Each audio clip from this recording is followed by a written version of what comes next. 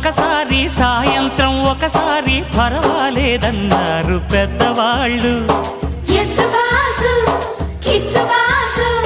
సావిట్లో ఒకసారి సందిట్లో ఒకసారి చలి కాగాలన్నారు చిన్నవాళ్ళు. కొక్కరో బంగారు కోడి ముద్దడితే ముదిరింది వేడి.